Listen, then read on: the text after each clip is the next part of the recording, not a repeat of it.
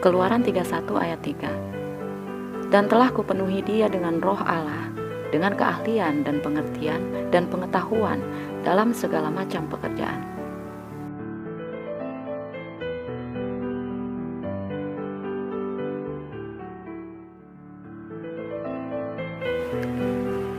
Satu Korintus 12 ayat 8. Kepada yang seorang, Roh memberikan karunia untuk berkata-kata dengan hikmat.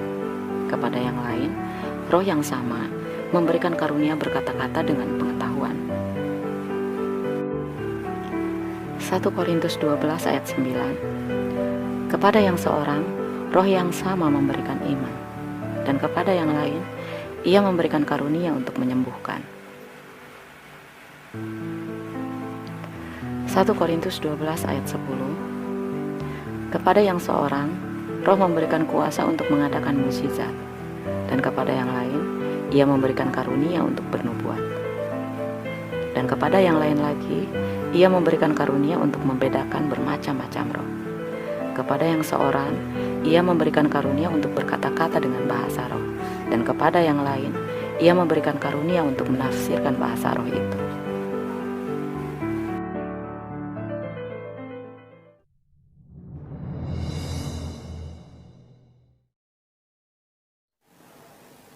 Saudara-saudariku yang terkasih dalam Kristus Yesus, berbicara mengenai bakat istimewa, kuasa, dan karunia seringkali membuatku dipandang nyinyir, mengingat gaya hidupku tak sebaik semua orang yang rajin datang ke gereja setiap minggu. Karena baik bakat istimewa, kuasa, maupun karunia dinilai terlalu mulia untuk diterima oleh sembarangan orang. Aku memang bukan lulusan terbaik suatu perguruan tinggi, apalagi teologi. Aku bahkan tak pernah lulus katekisasi.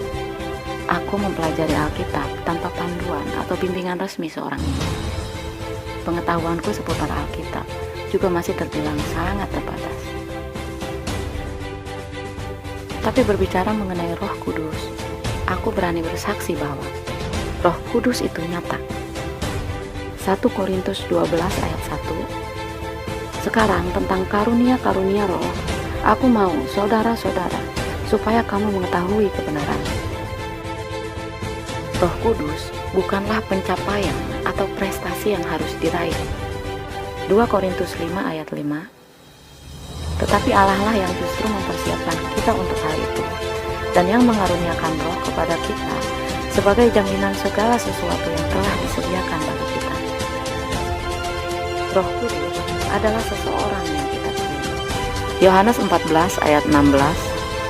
Aku akan meminta kepada Bapa, dan Dia akan memberikan kepadamu seorang penolong yang lain, supaya Ia menyertai kamu selama-lamanya. Roh Kudus adalah Roh Allah yang Maha Kuasa. Ia sama lemah lembutnya, sama penuh kasihnya, dan sama berkuasanya. Efesus 2 ayat 8. Sebab karena kasih karunia, kamu diselamatkan oleh iman. Itu bukan hasil usahamu, tapi pemberian Allah. Terlepas dari apakah kita lulusan terbaik teologi yang mampu mempelajari 10 pasal Alkitab setiap harinya, atau hanya jemaat biasa yang bahkan tidak rajin datang ke gereja setiap minggunya. Jikalau kita hidup oleh roh, baiklah hidup kita juga dipimpin oleh roh. Galatia 5 ayat 25. Kehidupan rohani seseorang tidak bisa dinilai dari gaya hidupnya. Gaya hidup adalah kehidupan daging. Menilai gaya hidup artinya masih hidup menurut daging. Roma 8 ayat 5. Sebab mereka yang hidup menurut daging memikirkan hal-hal yang dari daging. Mereka yang hidup menurut roh memikirkan hal-hal yang dari roh. Selama kita masih menilai kehidupan rohani seseorang berdasarkan gaya hidupnya, itu artinya iman kita belum bertumbuh. Galatia 4 ayat 3. Demikian pula kita, selama kita belum akil balik, kita takluk juga kepada roh-roh dunia. Dan 9 karunia Roh Kudus diberikan kepada kita supaya kita saling mengenal satu sama lain. Karena tidak semua roh berasal dari Allah.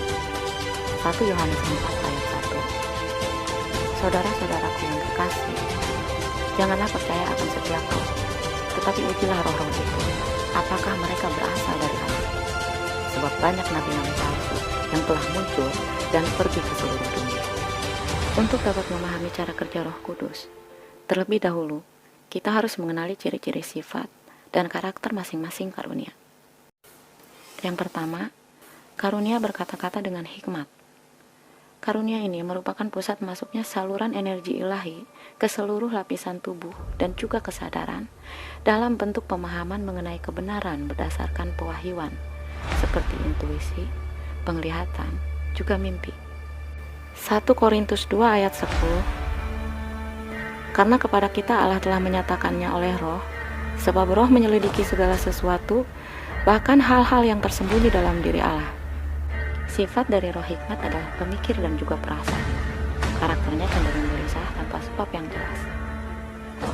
Karunia ini juga berkuasa mengatur aliran kata-kata yang keluar, sehingga setiap perkataan yang keluar terdengar bergetar dan menggelegar, memberi efek dramatis yang bisa membuat seseorang tercengang, karena perkataan yang keluar seringkali terdengar lebih menghardik dari yang kita maksudkan. Lukas 21 ayat 15. Sebab aku sendiri akan memberikan kepadamu kata-kata hikmat, sehingga kamu tidak dapat ditentang atau dibantah lawan-lawanmu. Yang kedua adalah karunia berkata-kata dengan pengetahuan.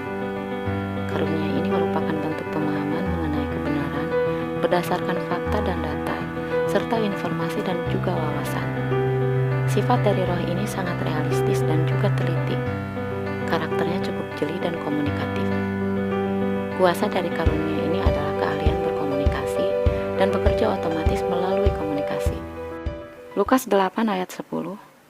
Lalu ia menjawab, kepadamu diberi karunia untuk mengetahui rahasia kerajaan Allah, tetapi kepada orang-orang lain, hal itu diberitakan dalam perumpamaan, supaya sekalipun memandang, mereka tidak melihat, dan sekalipun mendengar, mereka tidak mengerti. Yang ketiga adalah karunia iman. Karunia iman ini merupakan kemampuan untuk menyatukan simbol-simbol ke dalam bentuk yang ideal, serta memberi dorongan untuk membuat keputusan. Roh ini bersifat kritis dan tidak mudah dipengaruhi, membebaskan dan memerdekakan. Galatia 3 ayat 23. Sebelum iman itu datang, kita berada di bawah pengawalan hukum Taurat, dan dikurung sampai iman itu telah dinyatakan. Yang keempat adalah karunia menyembuhkan. Karunia ini merupakan energi panas tubuh yang bereaksi otomatis pada lingkungan sekitar. Ketika suatu lingkungan rawan penyakit atau dikuasai roh jahat, dengan sendirinya, roh ini akan mengeluarkan energi panas api dari tubuh kita, yang biasanya bisa dirasakan oleh seseorang di bawah pengaruh roh jahat. 2 Korintus 3 ayat 17. Sebab Tuhan adalah roh, dan di mana ada roh Allah, di situ ada kemerdekaan. Karakter dari roh ini lemah lembut dan bersifat mengampuni dan menguatkan, pendengar yang baik, dan memiliki kepedulian sosial yang cukup tinggi. Kuasa dari karunia ini merupakan manifestasi dari roh kasih dan bekerja otomatis melalui empati dan juga sentuhan. Mazmur 103 ayat 3. Dia yang mengampuni segala kesalahanmu, yang menyembuhkan segala penyakitmu.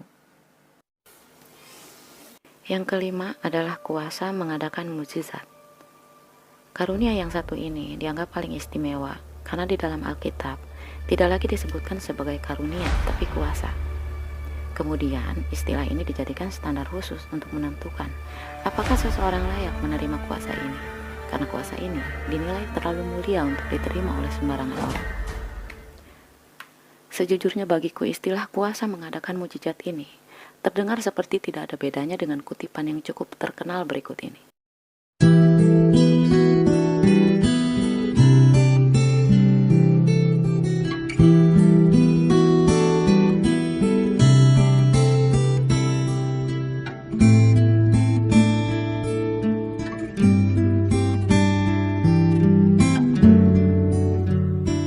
Yakobus 2 ayat 22. Kamu lihat bahwa iman bekerja sama dengan perbuatan-perbuatan, dan oleh perbuatan-perbuatan itu iman menjadi sempurna. Istilah kuasa mengadakan artinya kendali untuk mengatur, karena sifat dari roh ini adalah penurut. Karakternya cukup energik dan tidak bisa diam. Kuasa dari karunia ini bekerja seiring gerakan tubuh. Jadi jelas, untuk dapat mengadakan mukjizat, tidak dibutuhkan ritual khusus. Mukjizat terjadi seiring tindakan yang benar. Mukjizat itu bersifat fisik. Mukjizat tidak selalu datang dalam bentuk demonstrasi besar-besaran, tapi melalui hal-hal kecil yang berarti. Tapi ketika sebuah mukjizat terjadi dalam hidup seseorang, seringkali orang bersangkutan mengingat-ingat sebuah proses ritual yang cukup rumit yang pernah dilakukannya atau dilakukan oleh orang lain, kemudian meyakininya sebagai penyebab terjadinya mukjizat. Tanpa ia sadari, ia telah mendukakan Roh Kudus. Dan pada akhirnya, pergumulan hidupnya menjadi terasa jauh lebih berat karena Tuhan meninggalkannya. Yang keenam adalah karunia bernubuat. Kuasa dari karunia ini bersifat sangat halus namun bekerja secepat kilat. Kuasanya mampu mengambil alih pikiran manusia dan mengosongkannya dalam sekejap.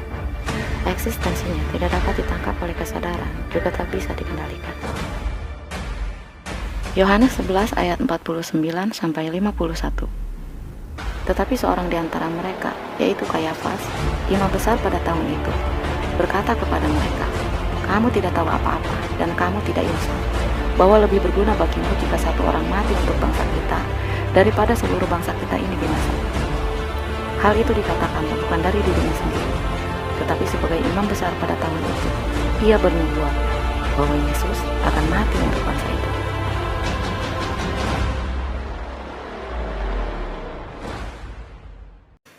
Yang ketujuh adalah karunia membedakan bermacam-macam roh. Kuasa karunia yang satu ini bersifat sangat peka hingga mampu menangkap cahaya dan juga getaran di bawah frekuensi rendah. Ia menguasai seluruh akses jaringan di setiap sistem saraf serta mampu meningkatkan fungsi kerja otak.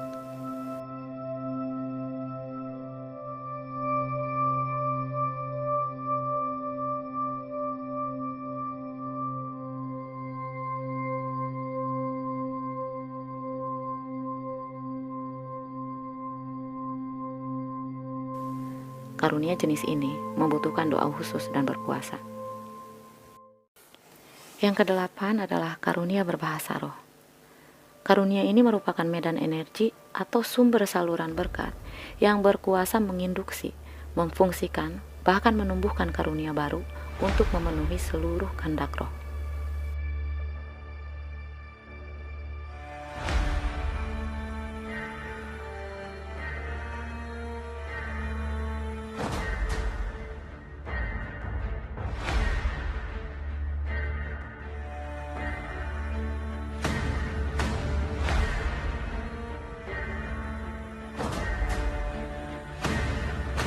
Satu Korintus 14 ayat 4, siapa berkata-kata dengan bahasa roh, ia membangun dirinya sendiri. Yang kesembilan adalah karunia menafsirkan bahasa roh. Karunia ini merupakan manifestasi gabungan dari roh hikmat dan pengetahuan yang bekerja melibatkan mata dan telinga. Karakternya cukup cermat dan bersifat perfeksionis. Kuasanya mampu mengurai bentuk utuh segala sesuatu ke dalam bentuk detail.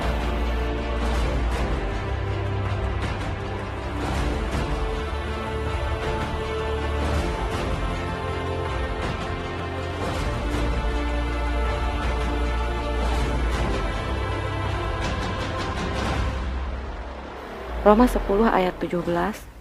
Jadi, iman timbul dari pendengaran dan pendengaran oleh firman Kristus.